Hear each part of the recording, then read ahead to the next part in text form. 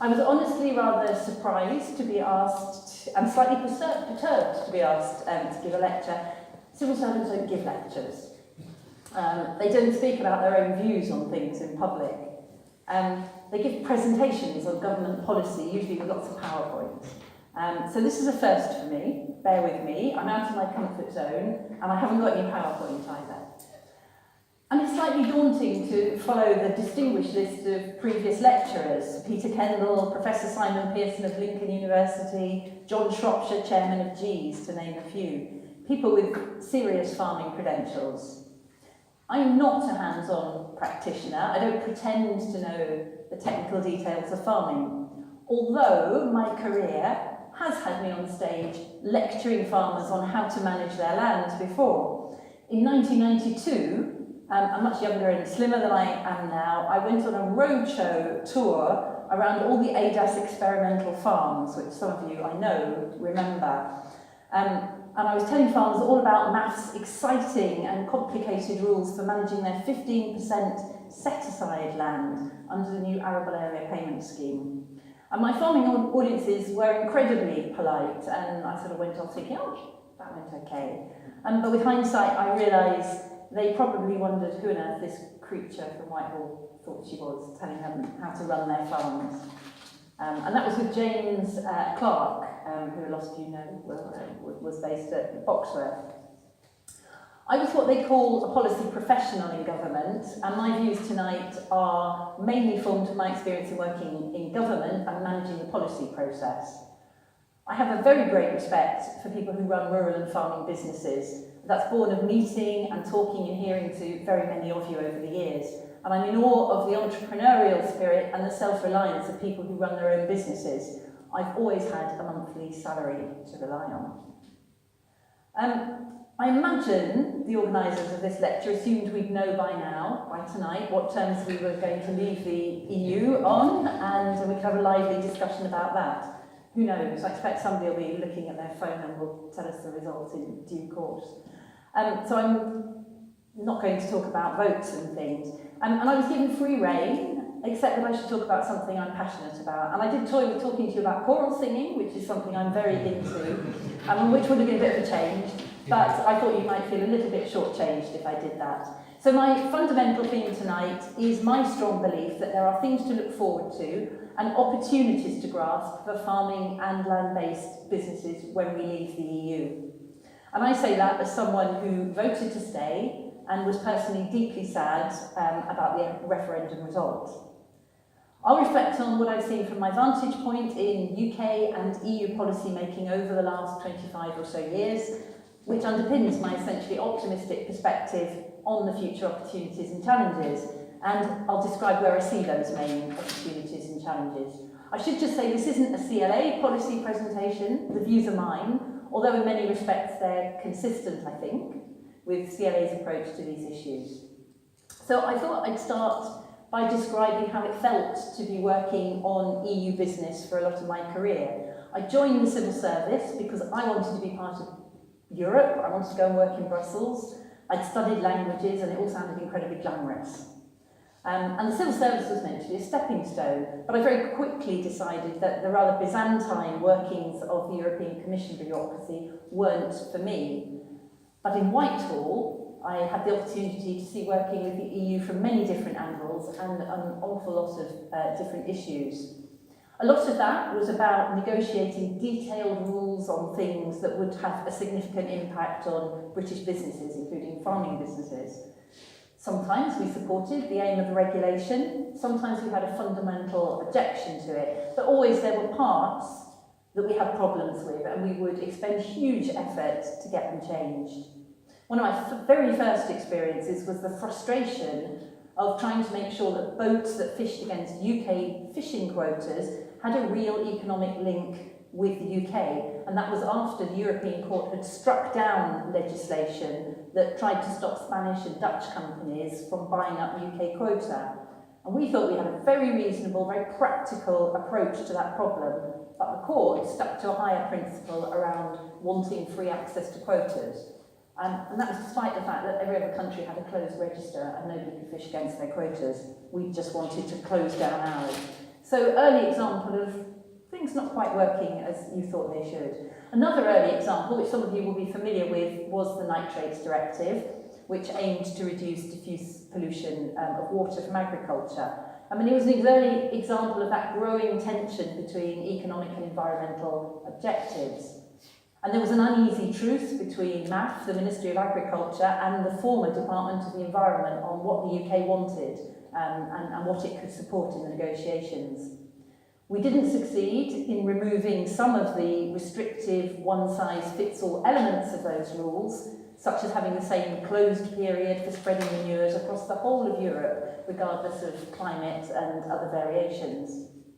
And at the other end of my career, in my very last job in the civil service as the water director, there was just as much angst 25 years later over designating new nitrate vulnerable zones as there had been at the outset. And civil servants and ministers had spent the intervening years essentially in a permanent tussle with European Commission as we were edged legal challenge by legal challenge towards stricter compliance.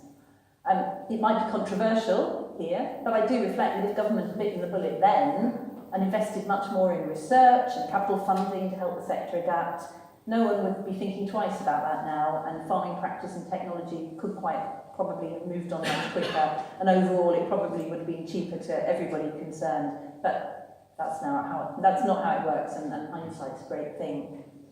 I can think of lots of examples of where we chafed against what seemed like ludicrously straight-jacketed approaches. So it fell to me, for example, when I was in the European unit in the Cabinet Office to coordinate our battle against proposals from European Commission in the Chocolate Directive that would have stopped Cadbury being able to call dairy milk chocolate.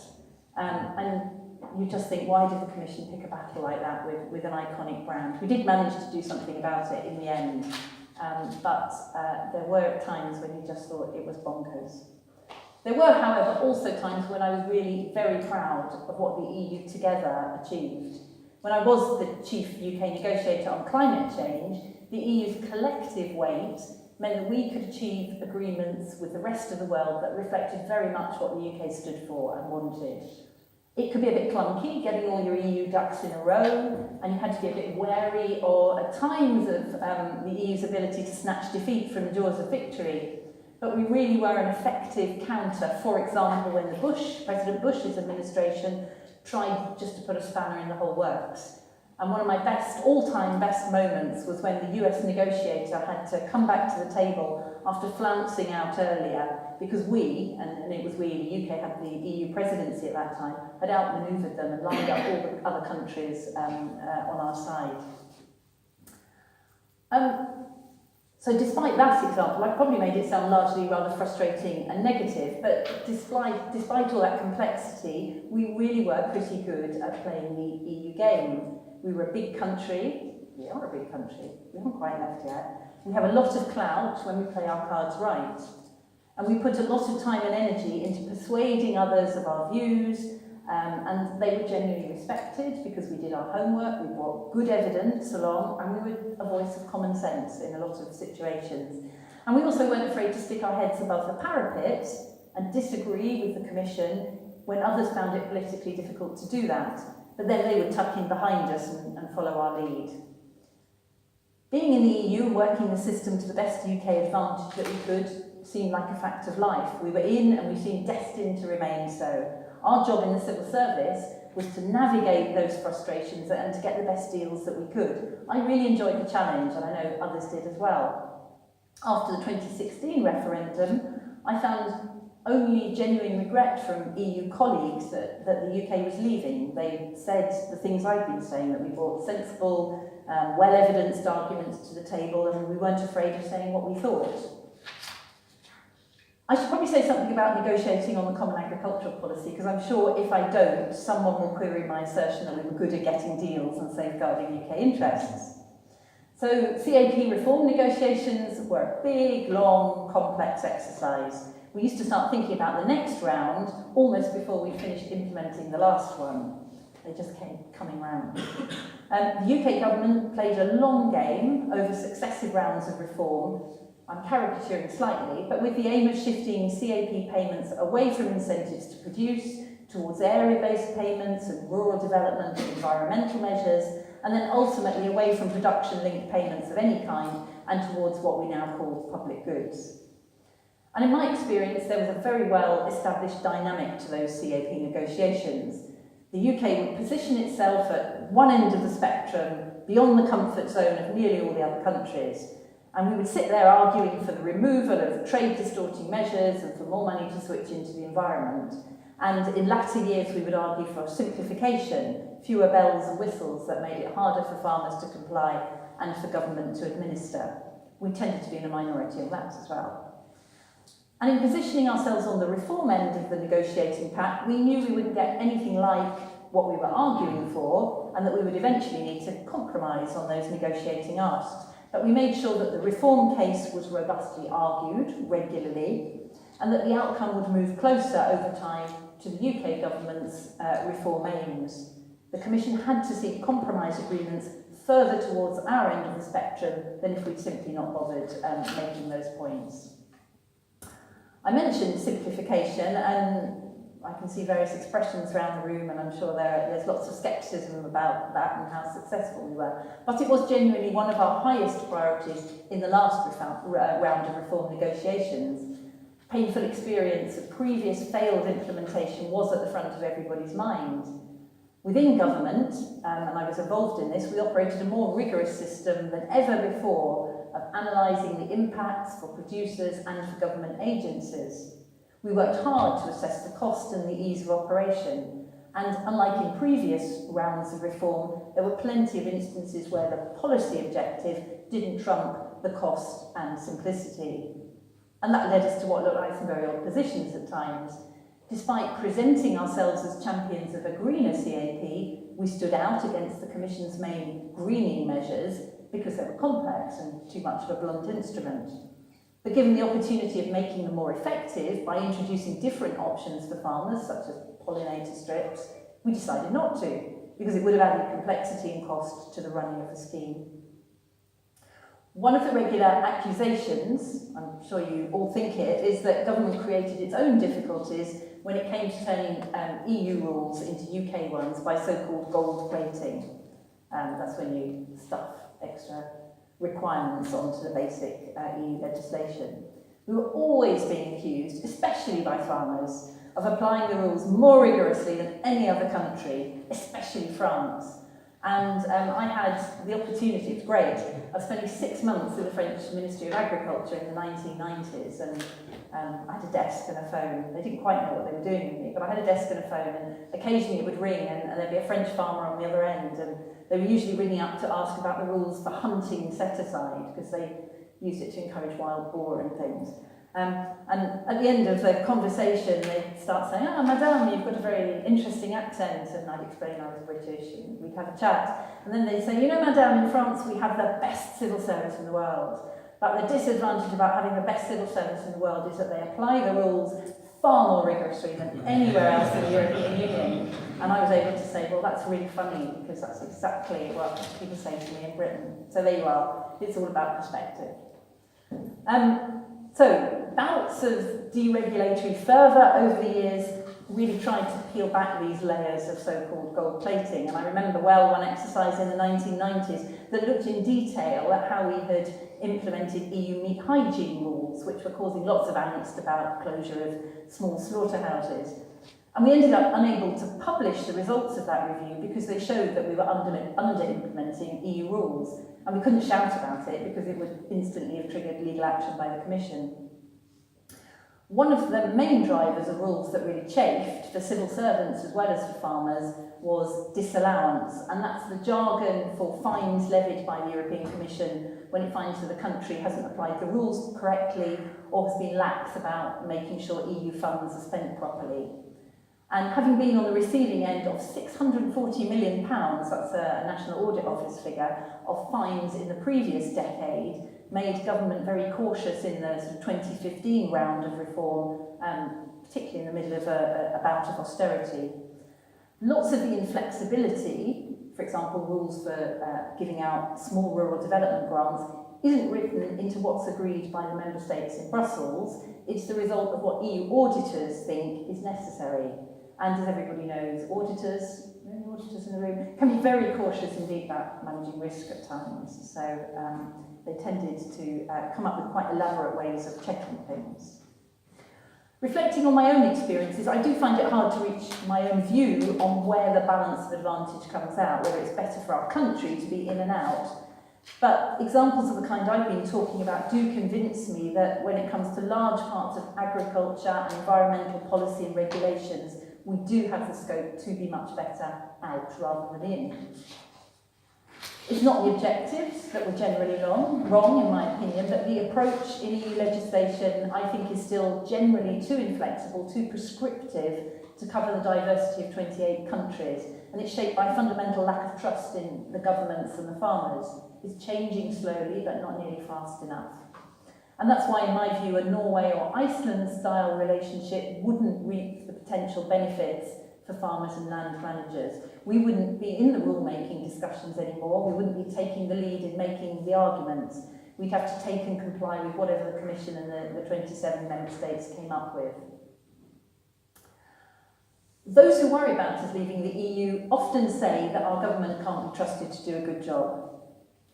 Reflecting now on what I've seen of government policy making in the areas of agriculture and environment and rural development, it's true that there definitely are things that might make you a little bit cautious about whether it's just out of the frying pan into the fire.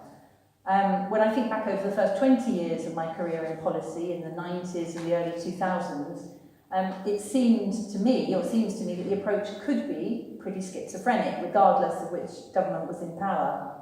On the one hand, we'd sort of put ourselves in the foot-dragging camp on all sorts of EU environmental regulation on farming, and at the same time, we positioned ourselves at the forefront of innovative policies on protecting landscapes and habitats and species, things like the old environmentally sensitive areas, which were much admired and emulated elsewhere. For example, when I was in Paris in the French ministry. And despite protestations about environmental regulation getting in the way of productive farming, governments really didn't seem that interested in farmers producing food. Ministers and civil servants were mainly fixated in those early years on reducing overproduction, the infamous commodity lakes and mountains. And the mantra was that their main point of farming now was looking after the landscape and the environment. The creation of the Food Standards Agency effectively outsourced swathes of food policy to an independent body. Meanwhile, we wrestled with successive, terrible bouts of livestock disease, and we dabbled in things like non-food crops. And in the mid-90s, my job was to head a team called the Alternative Crops Unit. And the NFU President Ben Gill was very, very active on that front. As a junior and middle-ranking civil servant, I didn't really have the sense of a guiding strategy that reconciled all of these tensions. If there was one, it wasn't well communicated, and it didn't really help me navigate the perceived tensions between efficient production and environmental protection. And even when DEFRA, the now Department for Environment, Food and Rural Affairs, was created in 2001, bringing farming and environmental policy under the same team of ministers, that tension definitely persisted for at least a decade, preserved in the policy silos that had simply been imported from the old MAF and the Department of the Environment. When I returned to a farming director role in 2009, after nearly 10 years working on completely different things, I was genuinely shocked at how layers of new regulation had accumulated over the intervening years. I had a lot of sympathy with complaints about how enmeshed farmers and land managers were by uncoordinated and at times contradictory rules and schemes. There seemed to have been neither the recognition nor the will to rationalise the existing framework as new problems and solutions were added in. In 2010, the new farming minister, Jim Pace, asked Richard MacDonald, the former Director General of the NFU, to review farming regulation, and that really seemed like a very much needed initiative. The review, supported by one of my teams in DEFRA, identified the problems very clearly, and I thought it was just worth quoting what Richard MacDonald's review said back then. Successive administrations have been cautious, prescriptive, fearful of EU infraction, and possessive of implementation. As a result, in many instances, we've become slaves to the process of regulation and lost sight of the outcomes that we're trying to achieve. And it identified the need for an entirely new approach to and culture of regulation in DEFRA and its agencies. It said things like government must trust industry, it must involve it in the development of solutions, it must set the framework for industry to take responsibility, change the focus from process to outcomes, and take a risk-based approach to regulation. We did struggle to make much impact on the back of these very sensible recommendations. The small changes were relatively easy, but real reform depended on changing the EU approach to regulation, which would take time, or on getting government agencies to work together where there was inertia and a reluctance to cede territory to another body. I'm going to come back to the McDonald report because I think it's possibly something whose time has now come. A key turning point in my view was when the then Secretary of State Hilary Benn, who's now active on other things, launched a food strategy in 2009. For me it was something of a light bulb moment, and don't be offended by this, but hearing the reaction of producers, almost the relief, brought home how completely we had failed to engage farmers by ignoring that producing food is a vocation. It sounds as though I was on a different planet for many years, but that really was an insight for me. And we had simply switched off loads of people by not talking about what was important to them. I should say that I'm not criticising any individuals or particular administrations for the inconsistencies I'm talking about. I think they were a product of a whole system that included the layer of EU regulation and how that was done. And there were sincere and energetic initiatives to change things for the better. But it's the usual difficulty about turning around the tanker. It takes time. So, enough of the past. Where are we now? I think based on that fairly brief and strictly personal review of the last 25 years, it's fair to ask, rhetorically or otherwise, why would you have confidence that governments in future would be able to do a better job? Well, there's understandable anxiety now about what lies ahead. We have a commitment from government to major change, but such major change to the farming and land management policy framework takes time to define and to work through in detail. Meanwhile, overly one-dimensional debates on things like agriculture's role in tackling climate change adds to an unsettling atmosphere and create friction. I feel that the proponents of rather simplistic courses of action to reduce greenhouse gas emissions from livestock farming are repeating exactly the kind of mistake I was talking about earlier. All they do, all they risk doing, is alienating the very people whose buy-in is needed to find solutions. However, I am fundamentally optimistic that there is a real opportunity outside EU frameworks to shape a better future for those who manage land, and that we are really well placed to benefit from it. And that's not some kind of sort of Pollyanna-ish belief that everything's got to be for the best in the best of all possible worlds. And it's not based on chucking out the baby with the bathwater by ditching environmental, food safety and animal welfare standards. We've got a wholly unlooked for, unexpected opportunity to set standards and practices that work for us here and to usher in a different regulatory culture that could work better for everyone. I haven't got a beautifully worked up model for how it could all fit together, but I do have some firm ideas about where some of those opportunities lie. And there are already people beavering away on some of these in government and in organisations like the CLA. So, in no particular order, as they say on Strictly, here are some of those opportunities in my view. Starting with food and consumers. People are taking an unprecedented level of interest in their food, in my view, and in how it's produced. Admittedly, they're not always consistent. The problem hasn't gone away if people are not putting their money where their mouth is and paying for higher standards. But the genuine interest in food quality and provenance is a really strong basis to build on, I think. We shouldn't assume that new generations will behave the same as consumers who went before them. At a recent CLA event, Richard Williamson, Managing Director of Beeswax Dyson, said about millennials and Generation X, sorry to the millennials and Generation X who are in the room, it's actually very positive what he's saying. He said, they're incredibly demanding, they'll ask lots of questions and they'll expect us to prove what we claim. But I'd rather deal with a customer who's a cynic than one who's ambivalent, because they ask for answers, so you can win them over if you give them the truth and give them transparency. I thought that was very insightful. We all have now digital tools at our fingertips to show what we're doing. There are some really skillful farmers out there exploiting those, and they're not just painting pretty pictures either, they are saying it as it is. I thought the reaction from sheep producers to the recent decision by Boohoo to say that wool wasn't a sustainable product, so they weren't going to use it. There were some brave and very committed farmers who went and they filmed and they showed what they were doing. They showed sheep being sheared. They said, yes, occasionally they get scratched, but we're very careful with them. They showed it warts and all, and they helped to win the argument. And I think that's exactly the sort of thing that we need to be thinking about. The future level of funding for farming is a very live concern, and I believe that a switch of funding towards payment for public goods is an opportunity in a number of ways. Although the basis for financial support has shifted over the years, the caricature of farming, getting large subsidies to produce, still sticks around in the public mind. And we have the opportunity to have a very different relationship with the public and the media about the value of what farmers and land managers produce with public funds.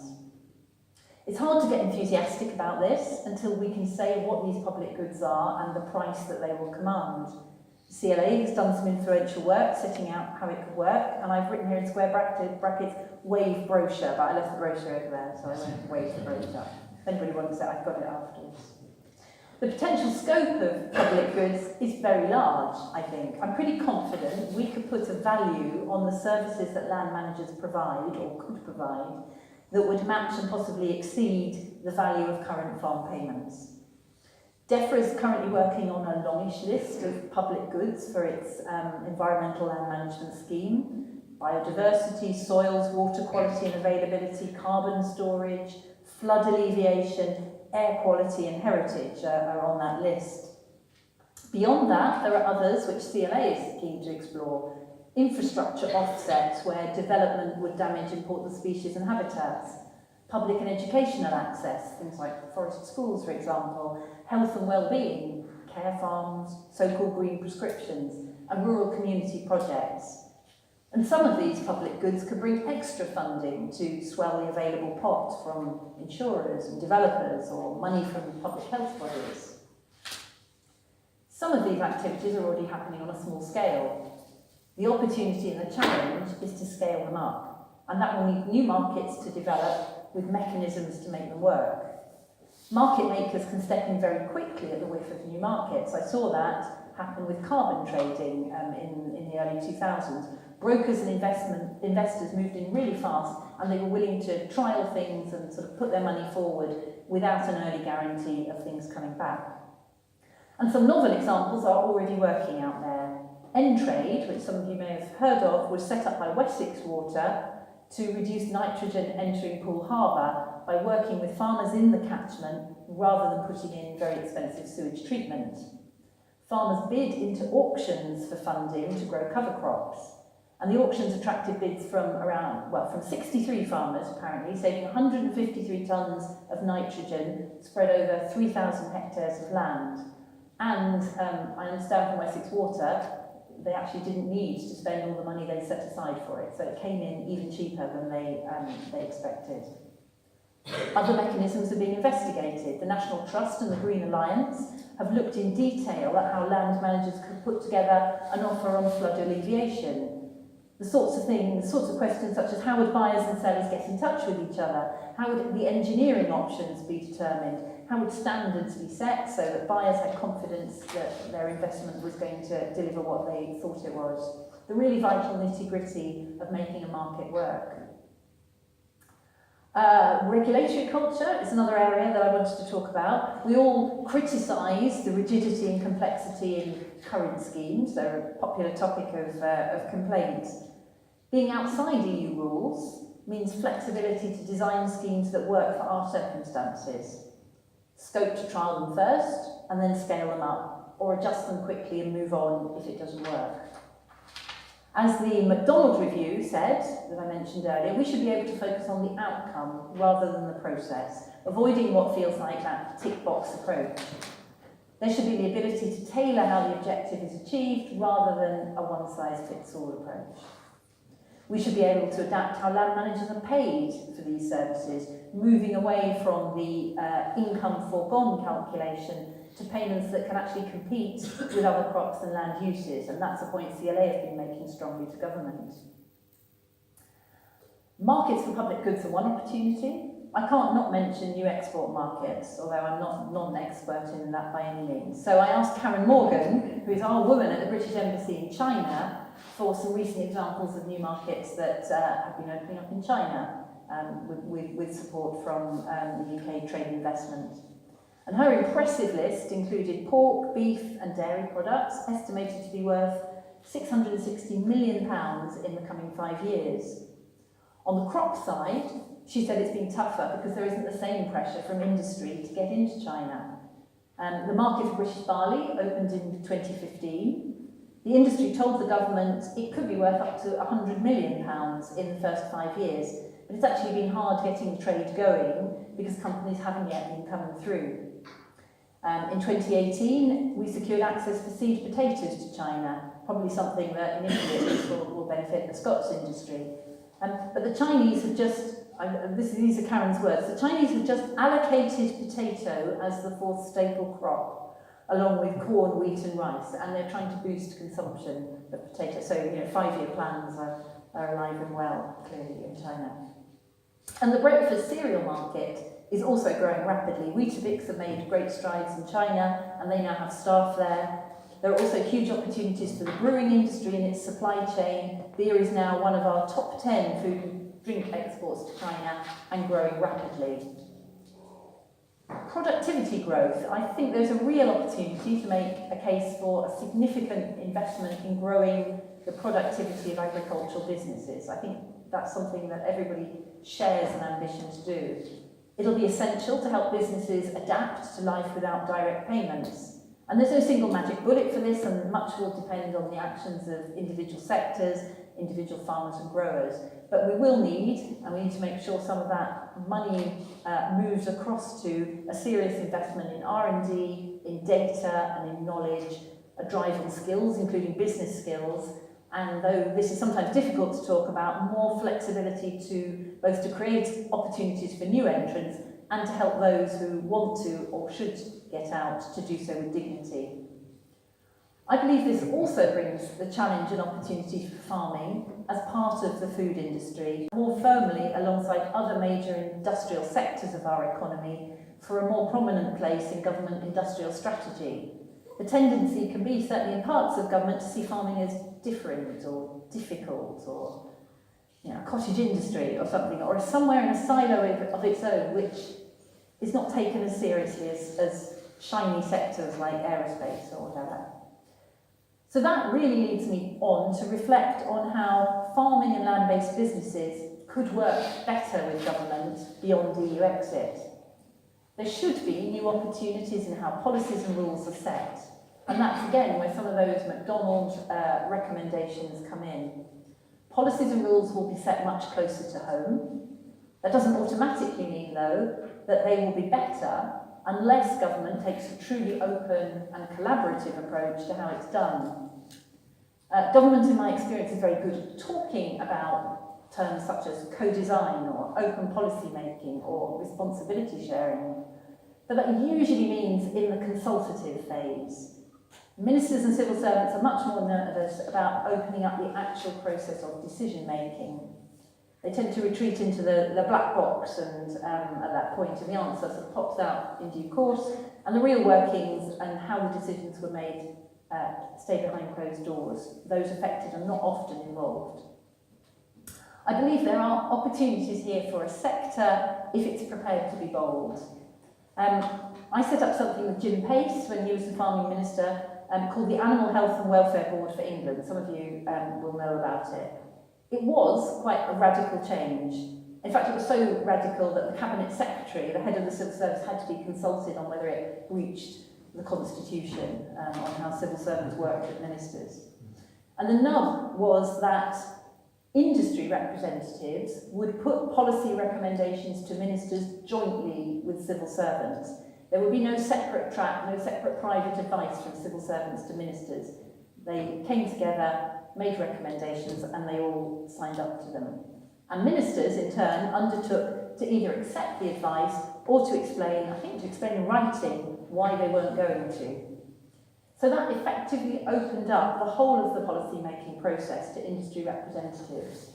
It's still in place. I don't know if it's still working as originally intended, but the principles behind it, I think, are very interesting ones to reflect on. That degree of involvement is uncomfortable for industry if it wants to have its cake and eat it, to be inside the tent influencing the decisions, but then also free to criticise the outcome if it involves compromise.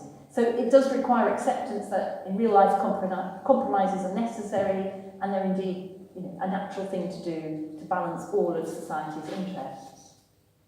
The Animal Health and Welfare Board is by way of an example of how the farming and land-based sector could move on to the inside track working with government at a time when government has its hands on more of the levers than it has for 40 years. One of the opportunities of more involvement, I think, would be greater consistency, a shared strategic national vision for the sector and land, so it doesn't turn potentially 180 degrees each time a government changes. The tactics for getting to that long-term vision and goal might change and shift with political tendencies, but the goals themselves should be consistent and long-term. And I think that's going to be really important if we're operating in a global context. You think about countries that are genuinely strategic about their food sector, like the Netherlands, New Zealand on its exports, and you need that kind of long-term shared vision to be successful. The other key opportunity I see in a relationship of this kind is trust. And I think one of the greatest risks to realising a new regulatory culture is that farming and rural businesses just wouldn't be trusted. A belt and braces approach is a very deeply ingrained culture in government and agencies. So it will need real determination and courage to build strong and candid and trusted relationships between those speaking on behalf of the sector and those government bodies that they want to work with and influence. So, in conclusion, hopefully I haven't run over too much, many things are set to change very soon, and it feels unsettling, and it brings a high degree, I think an unprecedented degree of uncertainty. But the truth is, though, that change has actually been the norm throughout my career rather than stability. The idea that things haven't changed, I think, is a myth. Constant changes and new initiatives can breed cynicism. I thought I'd get a French phrase in here. Plus ça change, plus c'est la même chose. So if you wait long enough, the same things do tend to come round again eventually. But I think we need to resist that cynicism. I think this time it can be different. I've unashamedly stuck to areas that I feel most knowledgeable and competent to comment on. There are other factors, future trade arrangements, quite a lot around animal health and phytosanitary arrangements, for example, that will also have a really important influence on our future success.